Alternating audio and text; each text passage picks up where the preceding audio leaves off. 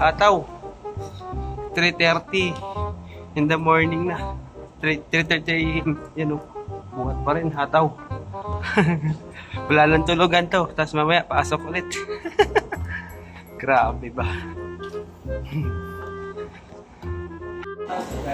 Yun o. Daming plywood para sa rack namin. Taas. Well, sige, banat. 3:30 na ng madaling araw. Oh. Banat pa rin. Hataw. Hataw si Bayoker. Hataw ng bayo. Hataw. O, tiway.